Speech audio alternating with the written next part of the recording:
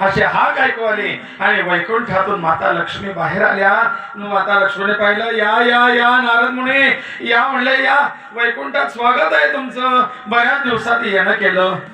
काय करता माता, थोडी भ्रमंती चालू होती, जरा तीर्थयात्रेला गेलेलो होतो.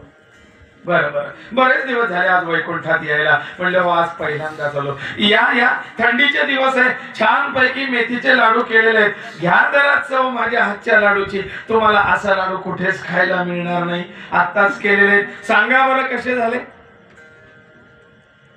नारद मुनी म्हणतात, नको माता, आता काही खायची वाढ, पोटभर झालेलं आहे, आता काही खायची इच्छा नाही.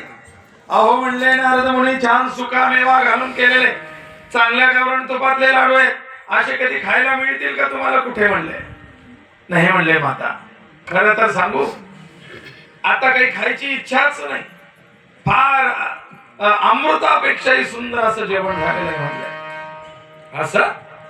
अहो नारद मुनी नेहमी माझ्या हातच्या अन्नाची स्तुती करता आणि आज मी केलेल्या सुंदर अशा शुद्ध चांगल्या तुपातल्या लाडवाला नाही म्हणताय. म्हणले असं काय खाऊन आले. म्हणले कुळदाचं बेसन.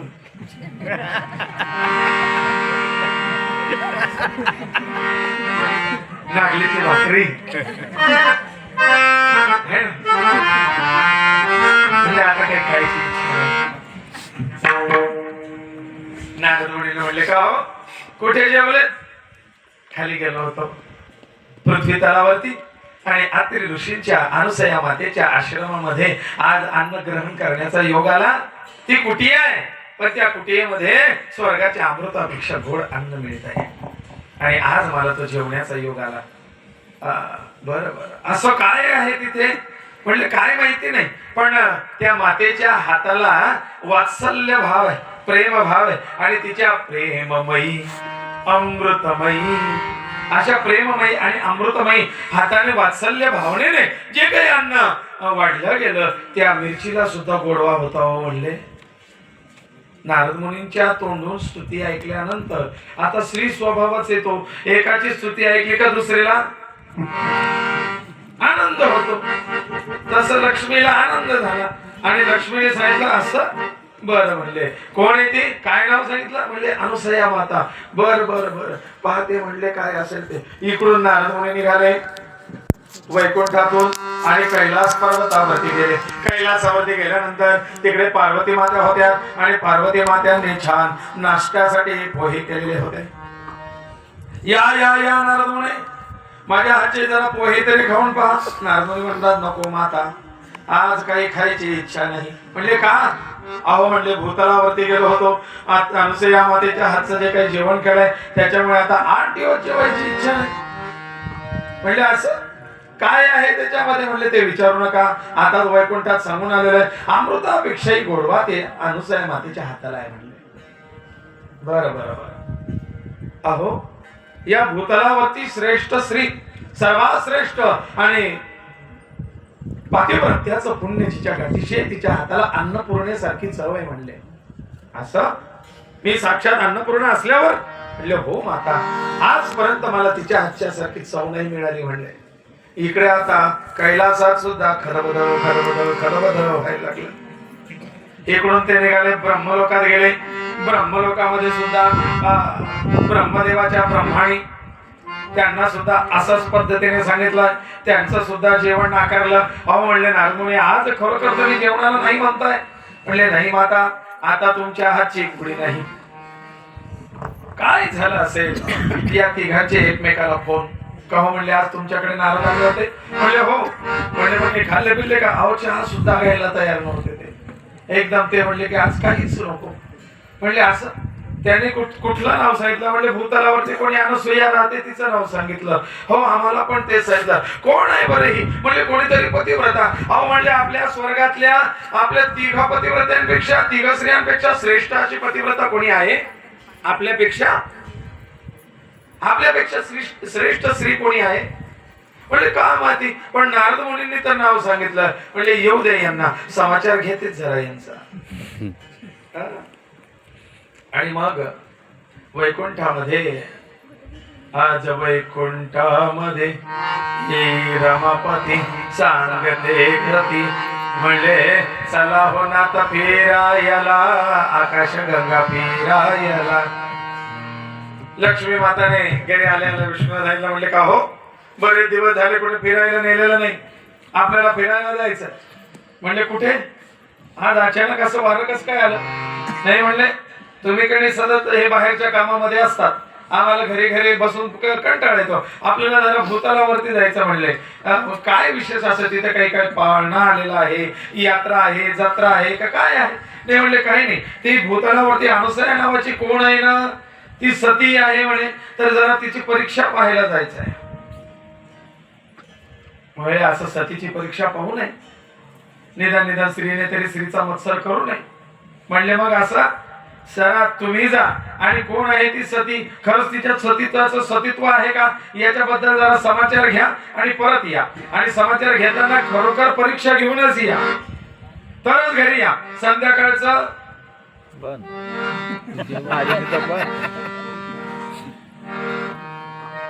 विष्णूजी संध्याकाळचे कुडकुडत थंडीचे बाहेर निघाले वैकुंठातून.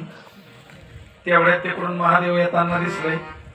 का हो महादेवा, आज इकडे कसं काय? काही नाही म्हणले, सहज फिरायला आलो, शतपावली करायला, संध्याकाळचं भोजन झालं, म्हटलं फिरून यावं. नाही म्हणले तुमच्याकडे पण वारं आलेलं दिसतं. महादेव म्हणले तुम्हाला कसं कळालं? नाही नारद येऊन गेला, वैकुंठातून कैलासात गेला होता असं कळालं. म्हणजे मग जी आग इकडे लागली तीच तिकडे लागली असेल. महादेव म्हणतो हो ना, आता संध्याकाळची धमकीच दिलेली आहे. म्हणले ती कोण आहे? अनुसया पाहुणे आल्याशिवाय घरी यायचंच नाही. ब्रह्मदेव शेकोटी करून शिकवत बसलेले होते. का हो ब्रह्मदेवा, आज काय घरी जायचा विचार नाही वाटतं?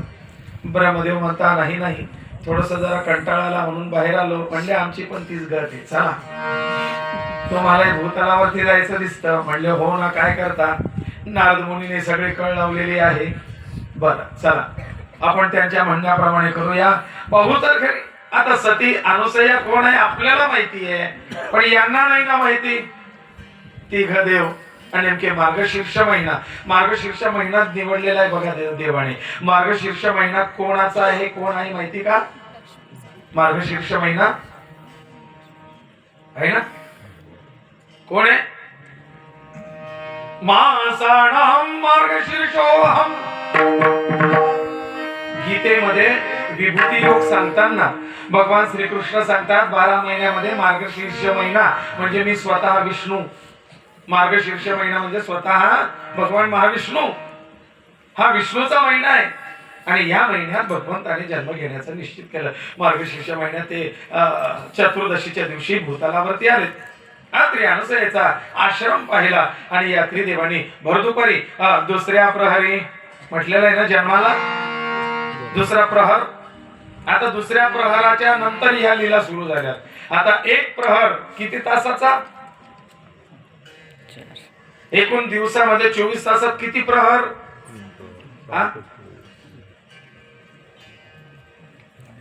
8 प्रहर 24 तासात. दिवसाचे 4 प्रहर. मग जर दिवसाचे पूर्ण 24 तासात दिवसभराचे 8 प्रहर, तर मग 24 तासाचे 8 प्रहर, तर मग 2 प्रहर 12. म्हणजे 12च्या नंतरची लीला. हे साधं सोपं गणित मानलं जातं. मग हे दुपारी 12-12:30ला जेवणाला आले आणि 12-12:30ला त्या अत्री अनुसयेच्या आश्रमाच्या बाहेर येऊन त्यांनी पाहिलं की आता भिक्षेची वेळ झाली. अनुसयेचा रोजचा नियम आहे, स्वयंपाक झाला की ती ताट घेऊन बाहेर येते. आणि मग कोणी आलेला आहे का? आटपाट नगर आहे. आटपाट नगर होतं नाही. आगा रे पिटा रे डांगोरे. नगरात कोणी उपाशी आहे का? काना डोळा मासाचा गोळा. त्याला हात नाही पाय नाही अशी कहाणी वाचता ना तुम्ही त्याच्यात अनुसया मातेने ताट बाहेर आणलं आणि पाहते कोणी अतिथी आहेत का, तोपर्यंत या त्रिदेवांनी आपलं रूप बदललं, भिक्षुकाचं रूप केलं आणि भिक्षुकाचं रूप करून त्या ठिकाणी हाक मारले, आलोक निरंजन माय भिक्षावण. म्हणले महाराज माझा नियमच आहे रोजचं, आज एक अतिथीचं पान आणलेलं आहे पण 3 अतिथी आहात तर तुम्ही बसा, मी तुम्हाला जेव घालते, 2 पानं अजून वाढून आणते. बसवलं, पानं वाढून आणले, 3 पानं झालेत, तांब्या ग्लास भरला आणि आता सांगितलंय बसा जेवणाला. तेवढ्यात ते म्हणतात की माय आजी भिक्षा नको, आम्ही काय साधे सुधे भिक्षे करू नाही, फार लांबून आलेलो आहोत, तीर्थयात्रा करता करता आलेलो आहोत, आमचा विशिष्ट नियम आहे, आम्ही एक तर कोणाच्या हातची भिक्षा घेत नाही आणि घेतली तर आम्हाला हवी तशी भिक्षा घेतो, इच्छा भोजन मिळाल्याशिवाय आम्ही भिक्षा घेत नाही. म्हणले महाराज सांगा तुम्हाला हवं ते बनवून देऊ, लगेच तुम्हाला काय खायचं सांगा, तुम्ही जे सांगाल ते मी बनवून देते आणि गरम गरम जेव घालते. ते म्हणले नाही आम्हाला भिक्षा हवी आहे, पण आम्हाला कशी हवी आहे भिक्षा, कुठलाही पडदा न ठेवता भिक्षा वाढ. काय आहे, कुठलाही आडपडदा न ठेवता भिक्षा वाढ आम्हाला. मग काही ठिकाणी शब्द येतो की विवस्त्र होऊन भिक्षा वाढ, काही ठिकाणी शब्द येतो नग्न होऊन भिक्षा वाढ, हे शब्द प्रयोग आहेत, पण त्याच्या मागचा भाव हा लक्षात घ्या. ही त्रिदेव आहेत आणि ती कोण आहे, अनसूया, जिच्या जवळ कुठलाच मत्सर नाही, जिच्यात कुठला द्वेष नाही, जिच्यात कुठला राग नाही, जिच्यात दुसऱ्याच्या हीन भावना नाही, अशी ती. मग तिच्याकडे ते म्हणतात की आम्हाला भिक्षा वाढ पण कुठल्याही प्रकारचा आडपडदा त्याच्यामध्ये नकोय, शुद्ध सात्विक भिक्षा वाढ. दुसरा शब्द ग्रंथांमध्ये असा येतो नग्न भोजन, है ना. आता नग्न भोजन या शब्दाचा संस्कृत अर्थ असा होतो न अग्न. अग्न म्हणजे अग्नी आणि न म्हणजे नाही, ज्या अन्नाला अग्नीचा स्पर्श नाही असं भोजन मला वाढ. कसं आहे, साप भी मर जाए और लाठी भी न तुटे, सापही मेला पाहिजे काठीही मुडली नाही पाहिजे. शब्द आहे नग्न भोजन, अर्थ घेणारा काय घेईल, विवस्त्र होऊन भोजन. पण मागताना काय मागितलं, आपण सेफ आहे न अग्न, ज्याला अग्नीचा स्पर्श नाही असं भोजन वाढ. पण अनुसया मातेने आता विचार केला की यांची मागणी जरा वेगळीच आहे, कठीण आहे. मग हे साधे सुधे भिक्षे करू नाहीत. बरं म्हणले महाराज तुम्ही बसा, मी जरा पतिदेवांच्या दर्शनाला जाऊन येते, त्यांची आज्ञा घेऊन येते, मग तुमचा प्रबंध करते. तिकडे गेली. अत्रि ऋषी आपल्या नामस्मरणामध्ये ध्यान धारणेमध्ये बसलेले होते. नमस्कार केला आणि सांगितलं की पतिदेवा आज थोडा बिकट प्रसंग माझ्यावरती आलाय, मला मार्ग दाखवा. गुरुचरित्र वाचा, गुरुचरित्राचा पारायण करा. त्या गुरुचरित्राच्या पारायणामध्ये सांगितलेलं आहे श्री करणेन लागे गुरु, स्त्रीला गुरु करण्याची आवश्यकता नाही. का तर गुरुचरित्रात गुरु स्वयं स्वतः सांगतात तिचा पती तिचा देव, तिचा पती तिचा गुरु. स्त्रीचा पती हाच तिचा देव आणि पती हाच तिचा गुरु आहे ना. पण हा बाहेरून गुरु गुरु घरी येणारा पाहिजे, असा डुरू डुरू नाही, तरच तो गुरु. मग अनुसया मातेचे पती आपले गुरु, आत्मबुद्धी सुखाये व गुरुबुद्धी विशेषता. ज्या वेळेला आपलं स्वतःचं डोकं चालत नाही ना, आपल्याला निर्णय घेता येत नाही ना, त्यावेळेला आपल्या गुरूंचं, आपल्यापेक्षा ज्येष्ठांचं मार्गदर्शन घ्यावं. आणि म्हणून अनुसया आता अत्रि ऋषींकडे हात जोडून सांगते महाराज पतिदेवा आज असा प्रसंग आलाय, आज अतिथी असा विचित्र आलाय, त्याने नग्न भोजन मागितलेलं आहे, काय करू. अत्रि ऋषींनी सांगितलं असं कर, माझी देवपूजा झालेली आहे, हे तीर्थ घे, हे घेऊन जा, त्यांच्या अंगावरती शिंपड आणि दे यथेच्छ भोजन, मी येतोच तोपर्यंत जेवणाची तयारी करा. अनुसूया मातेने जैशी पती आज्ञा त्याप्रमाणे घेऊन गेली. त्या तिघांना आसनावरती बसवलेलं होतं. पान वाढते म्हणले, तुमच्या भोजनाचा प्रबंध करते असं म्हणून तिने त्यांच्या अंगावरती ते तीर्थाचं पाणी शिंपडलं. आणि तीर्थाचं पाणी शिंपडल्याबरोबर ते तिघे देव 2 महिन्याचे बालक झाले. 2 महिन्याचे 2 महिन्याचे झाले. आणि असे बाळ छोटे छोटे छोटे छोटे.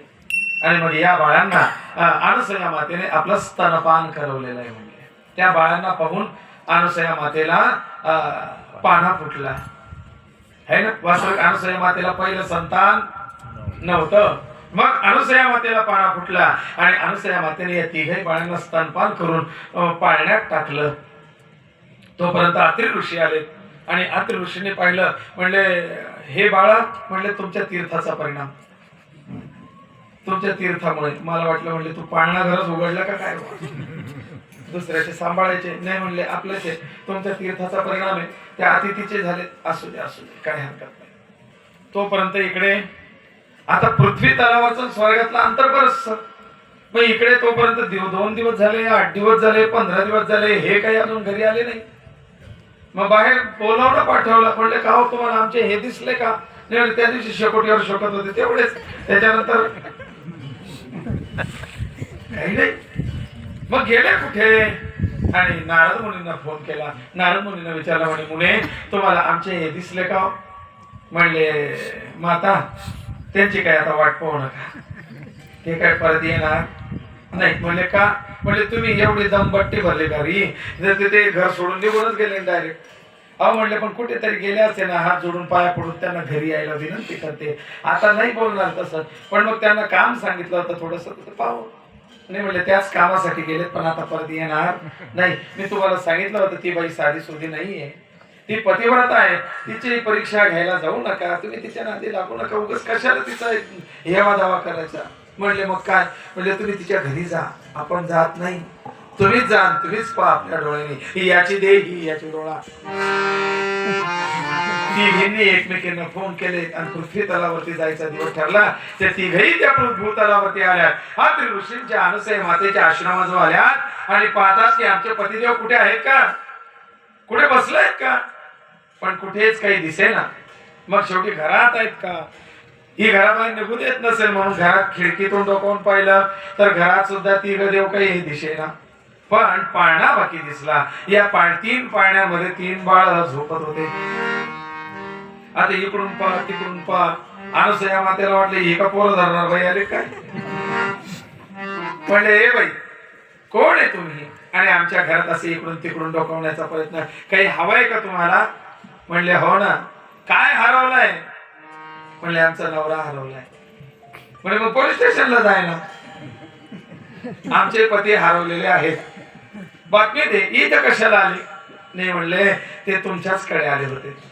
म्हणले आमच्याकडे तर रोज अतिथी येतात, जेवण करून जातात, मग तुमचे पती नेमके कसे दिसतात? म्हणले ते असं जटाधारी, फणा असलेला, नाग गळ्यात, रुद्राक्षाच्या माळा. ती एक म्हणे आमचे कसे शांताकार भुजगशयनं पद्मनाभं सुरेशं. शांत आहे, साधे भोळे आणि सावळ्या रंगाचे आहे. असे तिसरीला विचारलं. म्हणले तुमच्या घरचे? म्हणले त्याशी पांढरी दाढी, थोडेसे वृद्ध आहेत वगैरे वगैरे वगैरे. ते म्हणले असं तर कोणीच नव्हतं आला आमच्या आश्रमामध्ये. तुम्ही वाटलं CCTV कॅमेरे चेक करून घ्या, असं कोणीच नाही आला. कारण हे भेटलेच योगी रूपात, हे भेटलेस याचक रूपात, हे भेटले भिक्षा मागणाऱ्याच्या रूपामध्ये. त्याच्यामुळे अनुसूयाने त्यांना त्या रूपात बघितलंच नव्हतं. ती म्हणले बाप्पा कॅमेरे चेक करून आपल्याकडे असं कोणी झालं नाही आतापर्यंत, आता कसं काय शोधावं? तोपर्यंत नारद मुनी आले आणि नारद मुनीने अनुसूया मातेला नमस्कार केला. म्हणले माता दंडवत नमस्कार करतो. नमस्कार केला. म्हणले काय ह्या बाया म्हणता? म्हणले आमचा नवरा तुमच्याकडे आला का? तर त्यांना शोधायला आलं. नारद मुनी पहा आपल्याकडे काय रोजचा अतिथी येत असतो, जेवण करून जात असतो. आता यांनी वर्णन केल्याप्रमाणे आजपर्यंत असं कोणीच नाही आलं. नारद मुनी म्हणतात माता तसं काही नाही, ते 3 जे भिक्षा मागायला आले होते ना तेच यांची नवरे. म्हणले मग? म्हणजे ते कुठे आहे ते सांगा त्यांना. अनुसूया म्हणे हो बाई असा प्रकार आहे का तो? या म्हणले हे पाळण्यात तुमचे नवरे झोपले, आपलं आपलं काढून घ्या. आता ह्या जशा घुसल्यात कुटियामध्ये तशा पाळण्यात पाहता नेमकं आपलं कोणतं? आता लहान बाळ 2 महिन्याचं म्हटल्यानंतर सगळे सारखेच, हे काही लहानपणीची ओळखू येत नव्हते. आपला कोणता? हे म्हणले आपण जर आता ब्रह्माणीने ब्रह्माच्या ऐवजी विष्णूला उचलावं आणि लक्ष्मीने त्या विष्णूच्या ऐवजी महादेवाला उचला, तर मग तुम्ही पतिव्रता कशावरतून? तुम्हाला तुमचा नवरा ओळखू येत नाही? ती अनुसया माता बोलायला लागली, म्हणले अगं एवढा पतिव्रता पतिव्रता करतात म्हणले आमच्यासारख्या बाया नाही, आणि तुम्हाला तुमचा नवरा ओळखू येत नाही? नाही म्हटले आई माफ कर, आम्ही तुझी परीक्षा घ्यायलाच पाठवलं होतं, पण आज कळालं की तू श्रेष्ठ पतिव्रता आहे. आता आमची जास्त परीक्षा पाहू नको, आमचे पतिदेव आम्हाला परत कर. अनुसया मातेने सांगितलं आता यांना लहानाचं करता येतं, चक्रव्यूहावर घुसता येतं, पण बाहेरचा मंत्र मला काही माहिती नाही. म्हणले मग आता असेच कड्यावर घेऊन जावं लागतील तुम्हाला. ते म्हणतात एवढे एवढे घेऊन जाऊन काय करू आम्ही?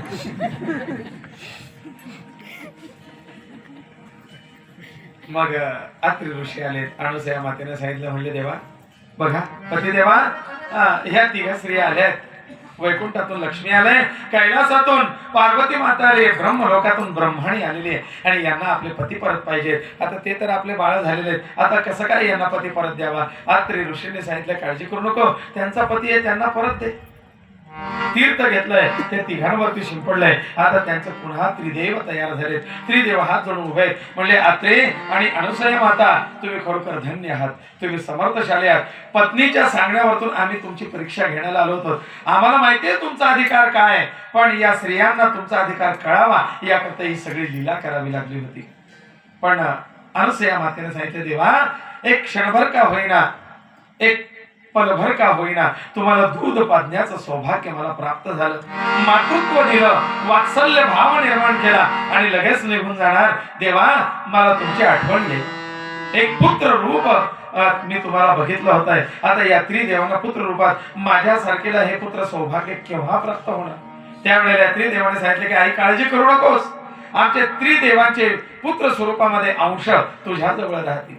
ब्रह्माने आपल्या स्वरूपातून एक बाळ तयार केलं आणि ते बाळ अनुसया मातेला दिलं. विष्णूंनी आपल्या रूपातून एक बाळ तयार केलं, ते बाळ अनुसया मातेजवळ दिलं. महादेवाने आपल्या रूपातून एक बाळ तयार केलं, ते बाळ अनुसया मातेजवळ दिलं. किती बाळ झाले? आता यांची नावं काय? नाही, त्यांचे रूप होते. ब्रह्माचा जो अंशावतार होता, म्हणजे ब्रह्माच्या रूपातून जे बाळ अनुसयाला दिलं, तो बाळ म्हणजे दुर्वासा ऋषी, आपलं चंद्र. विष्णू पासून जे बाळ अनुसया मातेला दिलं गेलं ते बाळ म्हणजे दत्त, आणि महादेवापासून जे बाळ अनुसया मातेला दिलं गेलं ते बाळ म्हणजे दुर्वासा ऋषी. दुर्वासा, दत्त आणि चंद्र हे 3 मुलं अत्रि ऋषी आणि अनुसया मातेला प्राप्त झाले. विठ्ठल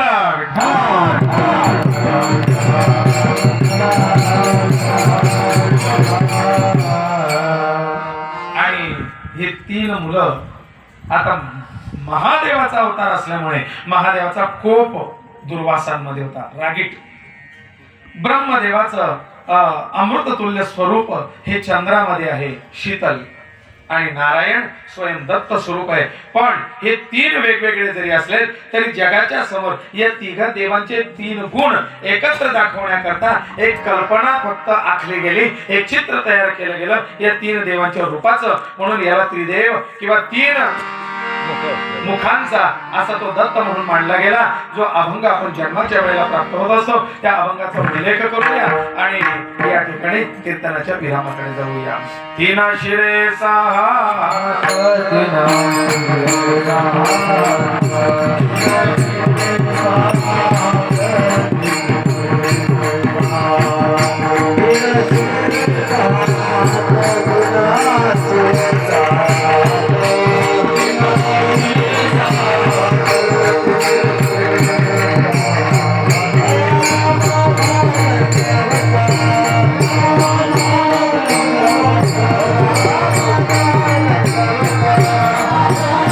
Oh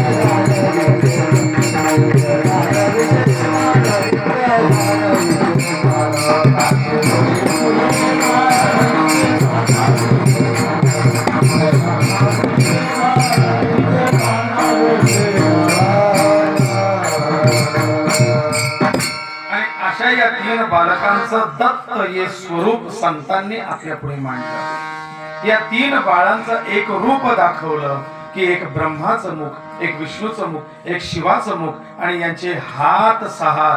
एका शंख चक्र गदा हाते, शंख चक्र गदा ते हातामध्ये आयुध दाखवले, दोन पाय दाखवले. हे कल्पना चित्र संतांनी त्या ठिकाणी मांडलाय आणि संतांनी हा त्रिमुखी दत्त आपल्या समोर उभा केलाय. ज्या दत्तांची जन्म आणि जयंती आपण साजरी करतोय, तो जन्मोत्सव आपण साजरा करतोय, त्या संतांमुळे असं त्रिमुखी दत्तांचं स्वरूप आपल्याला प्राप्त झालं. त्या संतांचं नामस्मरण करूया. ज्ञानेश्वर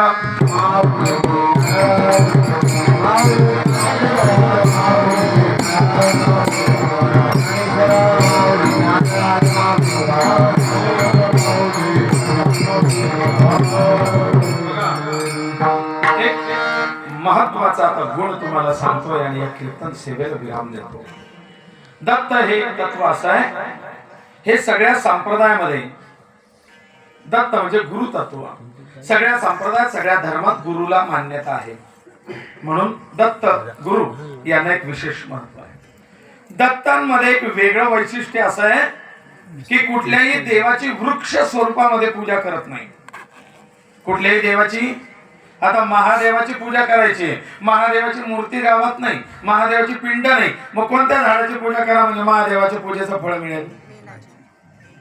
बेल हे त्यांचं आवडतं अर्पण करायचं पत्र आहे. बेलपत्र महादेवाला आवडतं, पण म्हणून बेलाच्या झाडाची महादेव म्हणून पूजा करता का तुम्ही?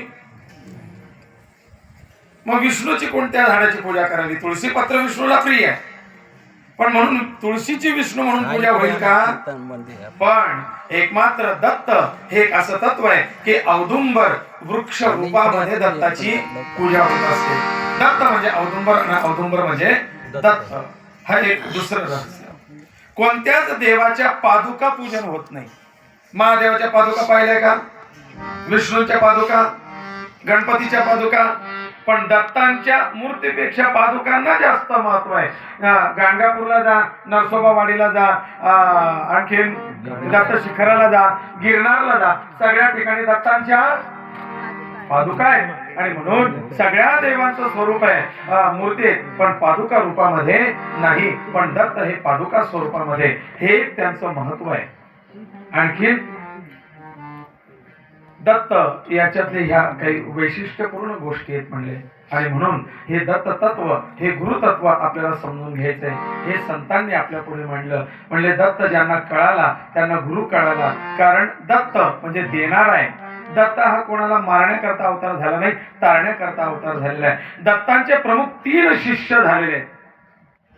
दत्तांचे शिष्य 3 झालेले आहेत. एक राजा यदू, ज्या यदू राजाला भागवतामध्ये उपदेश केलेला आहे दत्तप्रभूंनी आपल्या 24 गुरूंचा. दुसरा शिष्य झालेला आहे सहस्रार्जुन, 1000 हातांचा असा एक राजा होता. त्याचं नाव आहे सहस्रार्जुन. कार्तिवीर्यार्जुनो नाम, कार्तिवीर्यार्जुन असं नाव होतं. पण 1000 हात दत्तांच्या कृपा आशीर्वादाने त्याला प्राप्त झाले आणि तो अजयी राजा झाला. म्हणून त्या राजाला कार्तिवीर्यार्जुनापासून सहस्रार्जुन असं म्हणू लागले. हा पण दत्तप्रभूंचा शिष्य होता. पण पुढे त्याला उन्मत्तता आली म्हणून त्याचा वध झाला. मग भगवंतानेच वेगळा अवतार घेऊन त्याचा वध करून घेतला. तिसरा शिष्य कलियुगात झाला जनार्दन स्वामी, जनार्दन पंत, एकनाथ महाराजांचे गुरु. देवगिरी किल्ल्यावरती जे सरदार होते, आपल्या 40 गावचे त्यांचा बहाळाचा जन्म, ते जनार्दन स्वामी पंत हे दत्तात्रय महाराजांचे शिष्य होते. असे प्रमुख 3 शिष्य दत्तात्रय महाराजांचे होऊन गेलेले आहेत. आता मला एकच प्रश्न विचारतो, त्याचं उत्तर द्या. मी कीर्तन इथे थांबवतो. मग आता 3 शिरे 6 हात, 6 किती? 6. डोके किती? पाय किती? कुत्रे किती पुढे? वेद स्वरूपामध्ये कुत्रे आहेत बरं का. हे 4 कुत्रे म्हणजे 4 वेद आहेत. हे वेद सुद्धा ज्या दत्त प्रभूंच्या पुढे शरणागती घेतात असं प्रतीक मांडलेलं आहे संतांनी. गाय किती? एकच. ती गाय म्हणजे कोण आहे माहिती का? गाय म्हणजे कामधेनू आहे. जे मागाल ते तिच्यापासून मिळतं. असे कामधेनू सुद्धा त्यांच्या मागे आहे. त्याच्या पुढे उभं म्हणजे कामधेनूपेक्षा पुढे असणार हे दत्त तत्व आहे, गुरुतत्व आहे. मग सांगा, ज्याला 3 डोके आहे, 2 पाय आहेत, 6 हात आहे, 4 कुत्रे आहेत, 1 गाय आहे, त्याला डोळे किती? 6 डोळे. आणखीन 6 डोळे 1 वार किती? 2. आणि 3 शिरण 2 डोळे कस काय? 7. हे काय गणित मॅच नाही होत. लॉक किया जाए. किती मग? 7. फोटो पाहून या. 7. नाही का? हेच तर रूप पाहता लोचनी सुख झाले हो साथ. आपण त्या देवाचं रूपच कधी पाहत नाही. म्हणजे याचा अर्थ दत्त कधी आपण डोळे भरून पाहिला? आपल्याला जर त्याचे डोळे माहिती नाही तर त्याचं रूप कसं कधी पाहणार? किती? 7. 7. बोले विठ्ठल हा पदार्थ उमगा षण्मासीचा वायदा. अहो इतके लोक बसले, एकाने 1, एकाने 2, एकाने 3, एकाने 4 असे सांगितलं तरी बरोबर होत जाईल. 7. अहो ब्रह्माचे 2, विष्णूचे 2, महादेवाचे 3 डोळे. विठ्ठला